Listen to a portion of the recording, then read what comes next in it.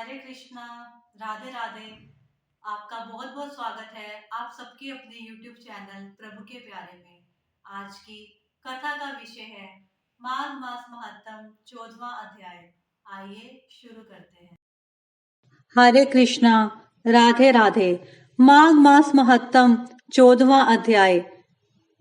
कार्तिवीर्य जी बोले कि हे विप्रश्रेष्ठ, किस प्रकार एक वैश्य माघ स्नान के पुण्य से पापों से मुक्त होकर दूसरे के साथ स्वर्ग को गया, सो मुझसे कहिए। जब दत्तात्रेय जी कहने लगे कि जल स्वभाव से ही उज्जवल, निर्मल, शुद्ध, मल नाशक और पापों को धोने वाला है, जल सब प्राणियों का पोषण करने वाला है, ऐसा वेदों ने कहा है। मकर के सूर्य माघ मास में गो के पैर डूबने योग्य जल से भी स्नान करने से मनुष्य स्वर्ग को प्राप्त होता है। यदि सारा मास स्नान करने से अशक्त हो तो 3 दिन ही स्नान करने से पापों का नाश होता है। जो व्यक्ति थोड़ा ही दान करे वह भी धनी और दीर्घायु होता है।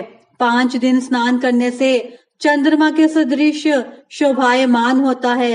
इसलिए अपना शुभ चाहने वालों को माघ से बाहर स्नान करना चाहिए। अब माघ में स्नान करने वालों के नियम कहता हूँ। अधिक भोजन का उपयोग नहीं करना चाहिए, भूमि पर सोना चाहिए, भगवान की त्रिकाल पूजा करनी चाहिए, ईंधन, वस्त्र, कंबल, जूता, कुमकुम, धृत, तेल, कपास, रुई, वस्त्र तथा अन्न का दान करना चाहिए। दूसरे की अग्नि न तपे, ब्राह्मणों को भोजन कराएं और उनको दक्षिणा दे तथा एकादशी के नियम से माघ स्नान का उद्यापन करें। भगवान से प्रार्थना करें कि हे देव, इन स्नान का मुझको यशोक्त फल दीजिए। मौन रहकर मंत्र का उच्चारण करें, फिर भगवान का स्मरण करें। जो मनुष्य श्री गंगा जी में माघ में स्नान करते हैं वे 4000 युग तक स्वर्ग से नहीं गिरते। जो कोई माघ मास में गंगा और यमुना का स्नान करता है वह प्रतिदिन 1000 कपिला गो के दान का फल पाता है। प्राचीन समय की बात है, एक ब्राह्मण अपनी पत्नी के साथ एक छोटे से गांव में रहता था। वह बहुत ही धर्मपरायण और ईश्वर का भक्त था।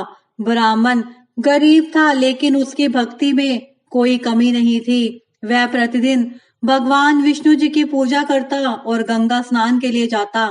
एक दिन ब्राह्मण के मन में विचार आया कि माघ मास में गंगा स्नान और दान का विशेष महत्व होता है। उसने निश्चय किया कि इस मास में वह प्रतिदिन गंगा स्नान करेगा और उसकी क्षमता के अनुसार दान करेगा। उसने अपने पास जो भी थोड़ा अन्न और धन था वह सब दान में दे दिया। ब्राह्मण की इस तपस्या और दान से भगवान विष्णु जी प्रसन्न हो गए। भगवान विष्णु ने ब्राह्मण को दर्शन दिए और कहा, तुमने अपनी गरीबी की परवाह किए बिना मेरी भक्ति और सेवा की है। माघ मास में गंगा स्नान और दान से तुमने जो पुण्य अर्जित किया है उससे तुम्हें स्वर्ग की प्राप्ति होगी।